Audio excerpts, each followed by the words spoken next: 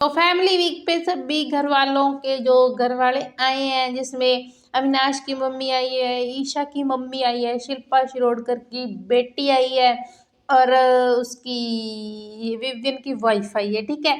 लेकिन इस सभी में आने में बहुत बड़ा गजब वाला इन्होंने तमाशा किया है ना।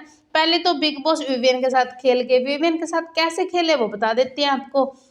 विविन से के साथ कैसे खेले कि विविन की वाइफ आने वाली थी, तो बिग बॉस ने उन्हें कहा कि या तो आप फ्रीज हो जाओ या फिर अपनी कॉफी छोड़कर पूरा घर का जो अपना राशन है ना, पूरे हफ्ते का मतलब आराम से खाना वो ले लो, या फिर फ्रीज हो जाओ, कॉफी छोड़ दो।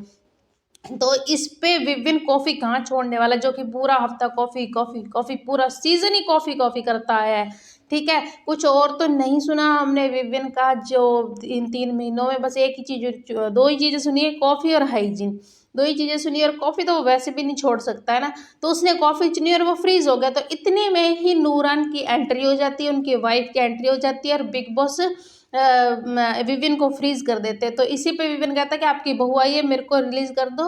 तो इतने में बिग बॉस उसे रिलीज कर देते। तो इनका ऐसे बिग बॉस ने इनके साथ तमाशा किया है ना। और दूसरे नंबर पे जो आती है वो है ईशा की मम्मी। ईशा की मम्मी ने अविनाश, करण, रजत, इन तीनों को मतलब अच्छे से इनको धमकाया है, जो भी डांटा है, ठीक है।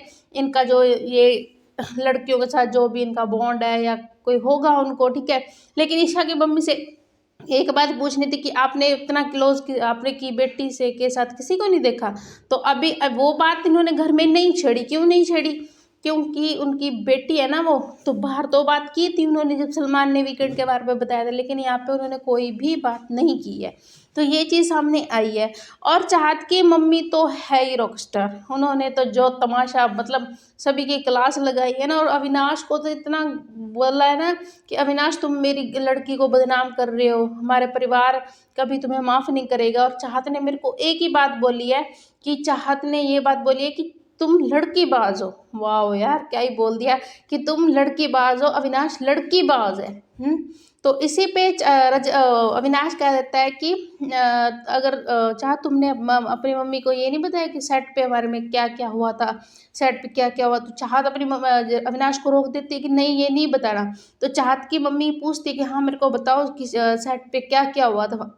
जो इनका सीरियल था उसमें ये शूटिंग कर रहे थे, उस सेट की बात कर रहे थे।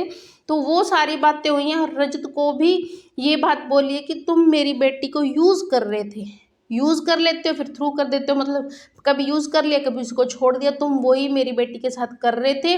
तो ये सारी चीज़ें हुई है। और चाहत की मम्मी ने सभी की क्लास लगाई, और इतनी गंदे वाली क्लास लगाई है ना कि देख के मज़ा ही आ गया ना। तो ये सारे घर वाले बिग बॉस के घर में आए हैं, जिसमें शिल्पा की बेटी भी आई है ना।